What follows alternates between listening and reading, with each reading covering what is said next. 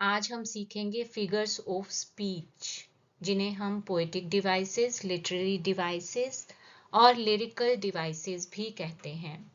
जिस तरह से ऑर्नामेंट्स की नीड होती है ब्यूटी को एनहांस करने के लिए, उसी तरह से लैंग्वेज को और इम्प्रेसिव बनाने के लिए, अपने मैसेज को और ज़्यादा इफ़ेक्टिव बनाने के लिए हमें फिगर्स ऑफ स्पीच का यूज़ करना होता है। जो फिगर्स ऑफ स्पीच होती हैं वो ऐसे वर्ड्स, ऐसे फ्रेजेस होते हैं जो वर्ड्स के लिटरल मीनिंग से बियॉन्ड, उसका जो डीपर मीनिंग होता है वो हमें बताते हैं, उसके डीपर मीनिंग के बारे में बताते हैं और एक विविड इम्प्रेशन, एक सिग्निफिकेंट इमेज हमारे आगे मतलब उसको क्रिएट करते हैं ये वर्ड्स। जो types of figures of speech हैं वो बहुत तरह के होते हैं, जैसे metaphor, simile, personification, hyperbole, alliteration. So many types of figures of speech are there, but हम इनमें से कुछ आज सीखेंगे। जैसे सबसे पहले बारी आती है एलिट्रेशन की। एलिट्रेशन को हिंदी में हम अनुप्रास अलंकार बोलते हैं। इसमें क्या होता है कि जो साउंड है, इनिशियल साउंड है जो वर्ड की, वो रिपीट होती है। जैसे फ्लटरिंग फिंगर्स, अब इसमें एफ जो साउंड है वो रिपीट हो रही है, फ sound, fluttering fingers. Pathetically played, P जो है प से साउंड जो आ रहा है वो रिपीट हो रहा है। इसी तरह से और एग्जांपल्स हैं, greedy good, noble natures, sprouting shady simple sheep. इसमें एस रिपीट हो रहा है। तो इन एग्जांपल्स में एलिट्रेशन पोएटिक डिवाइस का यूज किया गया है। इससे जो नेक्स्ट है वो है कॉन्सोनेंस। कॉन्सोनेंस से थोड़ा थोड़ा आपको शायद क्लियर हो रहा होगा कि यहाँ कॉन्सोनेंट की बात हो रही है, जहां पर कॉन्सोनेंट साउंड रिपीट हो रही है विद इन वर्ड्स, या फिर जो वर्ड्स पास पास में हैं वहां पर कॉन्सोनेंस पोएटिक डिवाइस यूज होता है। जैसे एग्जाम्पल है, sound of T, put that thought away and looked out at young trees sprinting। अब आपको बार बार यहाँ पर टी साउंड जो है वो सुनाई दे रही होगी। इसी तरह से जो नेक्स्ट एग्जाम्पल है, साउंड ऑफ एस उसमें रिपीट हो रहा है। जैसे security check standing a few yards, तो एस जो है इसमें बार बार सुनाई दे रहा है। इसी तरह से Jennifer's tigers prance across a screen। इसके बाद जो नेक्स्ट पोएटिक डिवाइस है वो है एजोनेंस। एजोनेंस जो है इसमें वॉवेल साउंड रिपीट होता है। कॉन्सोनेंस में कॉन्सोनेंट साउंड रिपीट हो रहा था, तो यहाँ पर वॉवेल साउंड। वॉवेल हमारे 5 टाइप्स के मतलब 5 होते हैं, ओ, ए, ई, आई, यू। तो इसमें जो एग्जाम्पल्स हैं, जैसे use of O, A, E, those open mouth, her face ashen like that.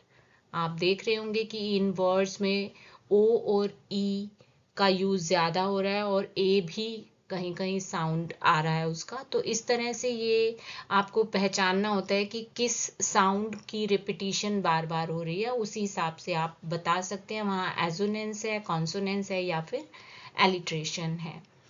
Next जो एग्जाम्पल है वो है use of E. They do not fear the man beneath the tree. Almost her word में ई जो sound है वो repeat हो रही है, यानी वॉवल साउंड। तो यहाँ एजोनेंस पोएटिक डिवाइस का यूज हुआ है। इससे जो नेक्स्ट है वो है सिमिली। सिमिली एक बहुत ही easy to recognise poetic device है।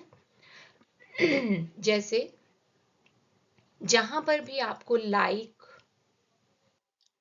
जहां पर भी आपको लाइक या एज वर्ड दिखाई दे जाता है तो समझिए वहां पर सिमिली का यूज किया गया है। वैसे जो सिमिली पोएटिक डिवाइस है वो क्या होता है कि जब टू अनरिलेटेड थिंग्स का कंपैरिजन किया जाता है, जब किसी चीज को ऐसी चीज के साथ कंपेयर किया जाए जो सेम ना हो, तो वहां पर सिमिली पोएटिक डिवाइस होता है। जैसे her face ashen like that of a corpse, ये जो लाइन है ये माय मदर एट 66 से ली गई है।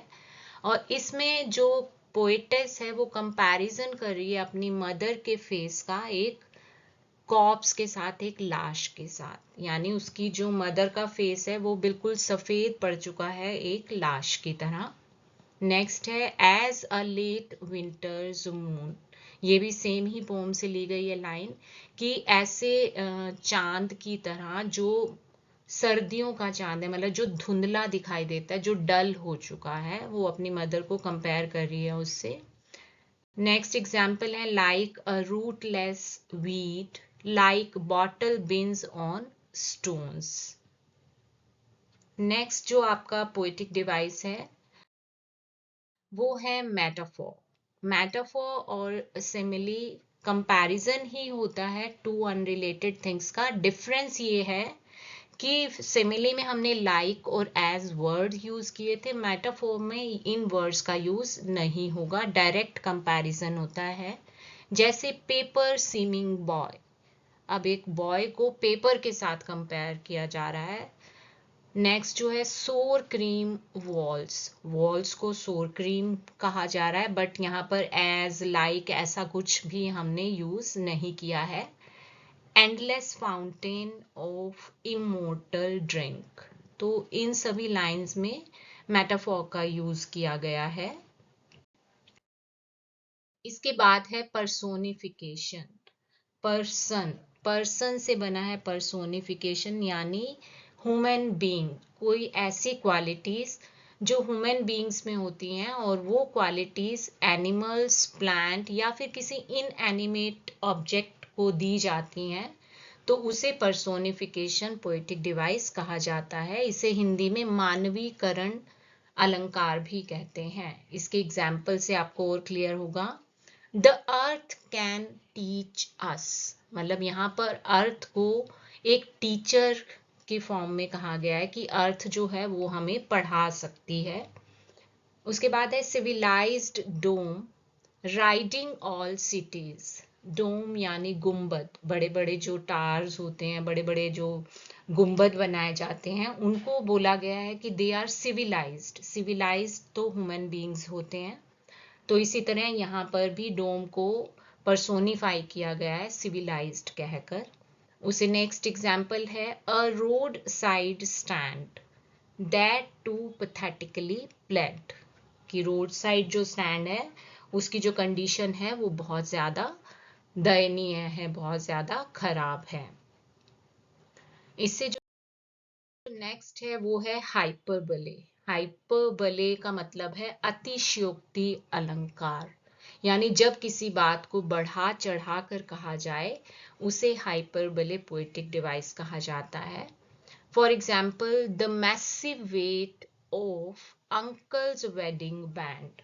अंकल्स वेडिंग बैंड यानी वो रिंग जो पहनाई अंकल ने आंट को, उसका जो वेट है वो मैसिव है, यानी बहुत ज्यादा है।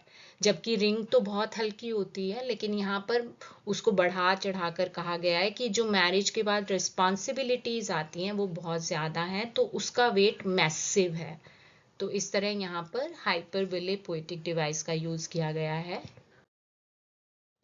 इसके बाद है एंजेबमेंट। एंजेबमेंट में क्या होता है कि जो आपका सेंटेंस है वो कंटिन्यू रहता है, वहां पर कोई पॉज नहीं आएगा, कोई ब्रेक नहीं आएगा, कोई भी पंक्चुएशन साइन यूज नहीं किया जाएगा। और ऐसा इसलिए किया जाता है ताकि जो रीडर का फ्लो है वो कंटिन्यू रहे, जो मोमेंटम बना हुआ है वो कंटिन्यू रहे, कहीं पर कोई ब्रेक ना आए।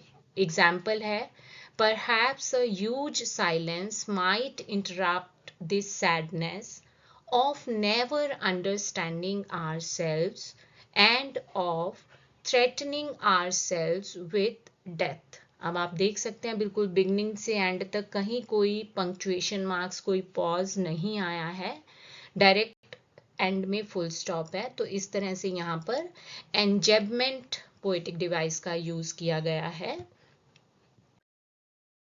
आई होप ये पोएटिक डिवाइसेस आपको क्लियर हो गए होंगे। इनकी प्रैक्टिस आप ज़्यादा से ज़्यादा करते रहिए और वीडियो ज़रूर देखिएगा और सब्सक्राइब करना चैनल को मत भूलिएगा। Thank you so much.